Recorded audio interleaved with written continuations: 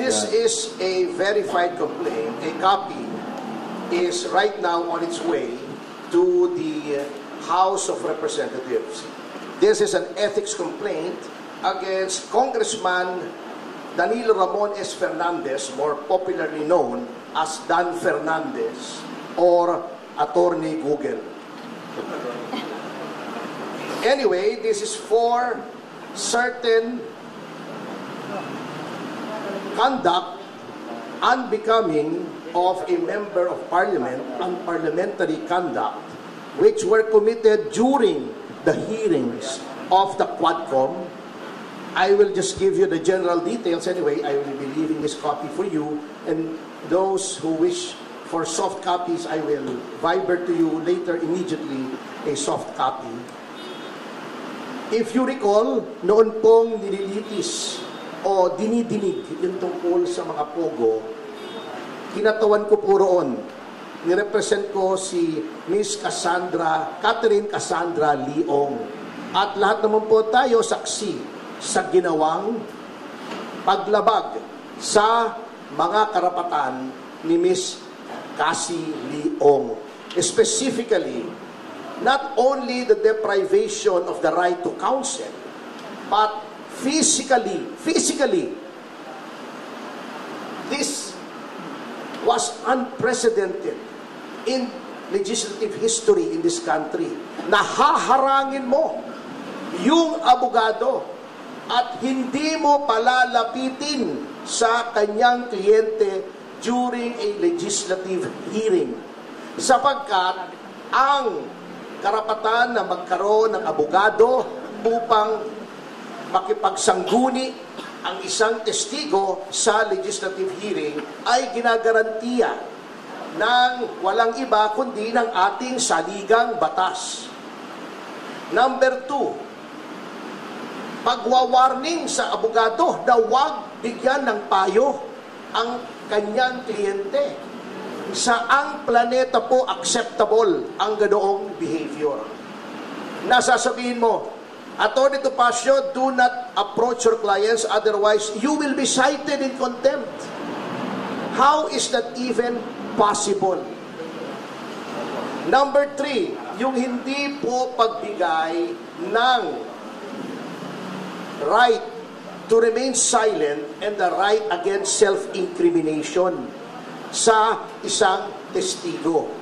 At si Congressman Fernandez, bagamat hindi abogado, hindi ko naman sinasabing kapag hindi ka abogado ay hindi mo na alam ang batas. Ngunit, sinasabi na nga po sa kanila, or dapat, a person who is in the legislature should be charged with knowledge of the law. Because, number 1, they are lawmakers.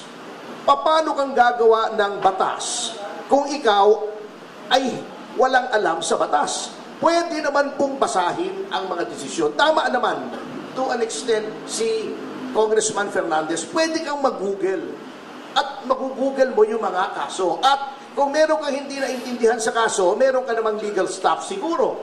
O itanong mo sa kapwa mo, Congressman na abogado, ano bang ibig sabihin ito? At pinoint out na nga po sa kanila na sa napakaraming kaso, the right to remain silent and the right against self-incrimination may be invoked not only in criminal proceedings, but in all proceedings, civil, administrative, legislative.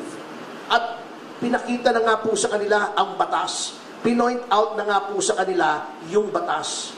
Bakit ayaw pa nilang sundin?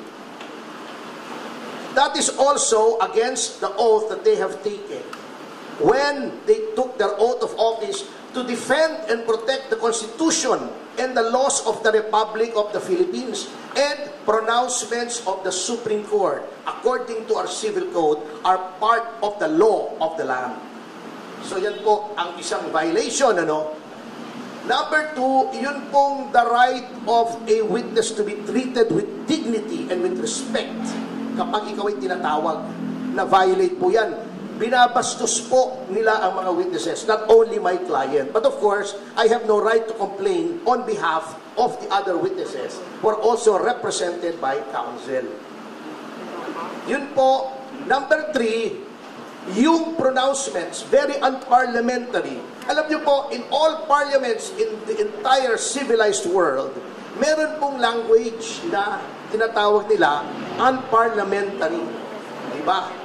Ayaw na ayaw nila si Pangulong Duterte. Sinabi nila, do not use offensive words. Pero bakit sila? Tatawagin nilang pathological liar, puro kapakyut, puro ganon. Tatakutin mo pa.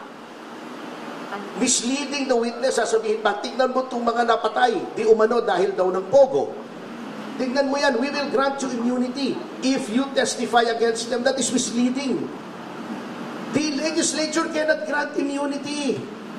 It is only the prosecution in certain cases and the prosecution with the consent of the court in other cases that may grant immunity by way of making a witness, a state witness. It is not for the legislature to grant immunity. They can only grant transactional immunity, which I can explain later on, but they cannot grant complete immunity. So, pagsama-samahin niyo yan, ayaw nilang pakausap sa abogado.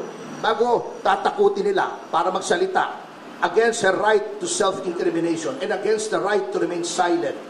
Pagkatapos, igagrant mo na, papangakuan mo ng immunity na wala ka namang kapangyarihang ibigay. All of these are parliamentary conduct. And nakalagay po, may rules